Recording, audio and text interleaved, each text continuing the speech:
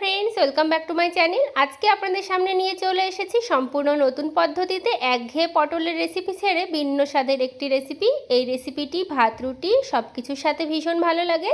একবার খেলে বারবার বানাবেন, আর রান্না করতে সময় উপকরণ দুটোই কম লাগে। তো চলুন বন্ধুরা, কিভাবে আমি রান্নাটা করছি আপনারা দেখতে থাকুন।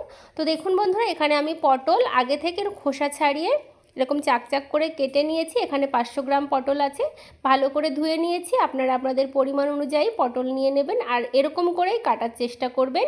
এখানে আমার একটা ডিম লাগবে। তো এই রান্নাটার জন্য এখানে একটা ডিমই যথেষ্ট। আপনারা পটলের পরিমাণ অনুযায়ী ডিমের পরিমাণ বাড়িয়ে দিতে পারেন। এখানে কড়াইতে দেখুন বন্ধুরা, সর্ষের তেল দিয়েছি। রান্নাটা সর্ষের তেলেই করছি। তেলটা ভালো করে গরম করে এই যে কেটে রাখা পটলগুলো দিয়ে দিচ্ছি। তো পটলগুলো দিয়ে কিছুক্ষণ নাড়াচাড়া করে নিচ্ছি। তো পটল তো আপনারা অনেকে অনেক রকমভাবে খেয়েছেন, এইভাবে একবার খেয়ে দেখতে পারেন বন্ধুরা। ভাত রুটি সব কিছুর সঙ্গে কিন্তু ভীষণ ভালো লাগে। এখানে একটু নুন দিয়ে দিচ্ছি আর হলুদ গুঁড়ো। পরবর্তীতে যদি আমার নুন লাগে তখন আমি আবার দেব। তো নুন হলুদ দিয়ে ভালো করে মিশিয়ে নিয়েছি। এবারে কিছু সময়ের জন্য ঢাকা দিয়ে দেব। ঢাকা দিয়ে রাখলে পটলটা ভালো মতো সেদ্ধ হয়ে যাবে আর ভাজাটাও অনেকটা হয়ে যাবে। তো কিছুক্ষণ পরে ঢাকনাটা তুলে নিয়েছি। তো দেখুন বন্ধুরা, পটলটা কিন্তু অনেক নরম হয়ে গেছে আর ভাজাও হয়ে গেছে। তো এরকম ভাজা হলেই যথেষ্ট। একটা পাত্রে এবারে তুলে নিচ্ছি।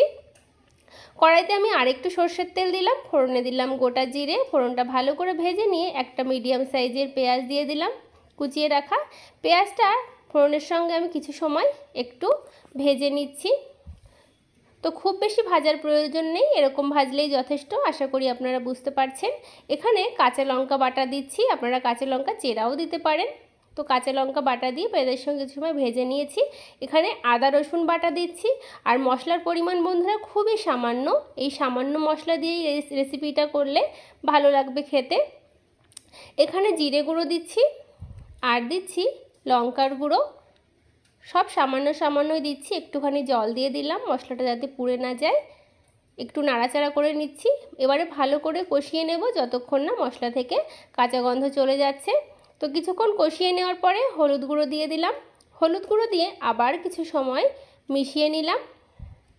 তো বন্ধুরা, আমার এই রেসিপিটি ভালো লাগলে অবশ্যই লাইক শেয়ার কমেন্ট সাবস্ক্রাইব করে পাশের বেল আইকনটা প্রেস করে রাখবেন। মশলাটা ভালো করে কষিয়ে নেওয়ার পরে একটা ডিম আমি দেখুন মশলাটা সাইডে সরিয়ে রেখে দিয়ে দিলাম। এবারে ডিমটা আমি ভেজে নেব।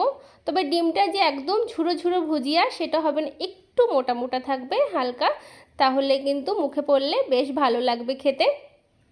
আর এখন গ্যাসের ফ্লেমটা লোতে রেখে আমি ডিমটা ভাজছি। এবারে দেখুন এই যে ডিমগুলো আমি এরকম করে ভেজে নিয়েছি। এবারে ডিমগুলো আমি মশলার সঙ্গে ভালো করে কিছু সময় কষিয়ে নিচ্ছি, যাতে ডিমের আষ্টে গন্ধ যেটা সেটা চলে যায়। এভাবে কষিয়ে নিলে কিন্তু গন্ধটা থাকবে না, একটু ভালো করে কষিয়ে নিলে।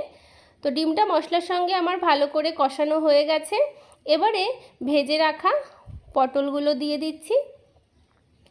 ভেজে রাখা পটলগুলো দিয়ে আরও কিছু সময় আমি একটু মিশিয়ে নিচ্ছি মশলা আর ডিমের সঙ্গে মিশিয়ে। তো দেখুন বন্ধুরা, ভালো করে কিন্তু আমি মিশিয়ে নিয়েছি। এবারে আমার আরেকটু নুন লাগবে মনে হয়েছে, তার জন্য আমি আরেকটু নুন দিয়ে দিলাম। নুন দিয়ে ভালো করে আরও সময় ধরে একটু ভেজে নেব। তো বন্ধুরা, এই রেসিপিটি আপনাদের বাড়িতে ট্রাই করার অনুরোধ রইল। একদম একঘেয়ে পটলের অন্য সব রেসিপির থেকে একদম আলাদা। এবারে ঢাকা দিয়ে রেখেছিলাম কিছু সময়ের জন্য, ঢাকনাটা তুলে নিয়েছি। তো দেখুন বন্ধুরা, রান্নাটা কিন্তু অলমোস্ট হয়ে এসেছে। আপনাদের কেমন লাগলো অবশ্যই জানাবেন। একদম নতুন পদ্ধতিতে আপনাদের করে দেখালাম। আর যদি ভালো লাগে বাড়িতে ট্রাই করবেন। আর আমার চ্যানেলটিকে সাবস্ক্রাইব করে পাশের বেল আইকনটা প্রেস করে রাখবেন। তো ভাজাটা দেখুন হয়ে গেছে। গরম গরম ভাত রুটি সব কিছুর সঙ্গেই কিন্তু ভালো লাগবে খেতে। তো দেখুন বন্ধুরা, ডিম পটলের এই ভাজা রেসিপিটা আমার হয়ে গেছে। এবারে একটা পাত্রে আমি নামিয়ে নেব। তো আপনাদের কেমন লাগলো অবশ্যই কমেন্ট বক্সে জানাবেন। আপনাদের একটা কমেন্ট কিন্তু একটা ভিডিও বানাতে অনেকটা উৎসাহ দেয়।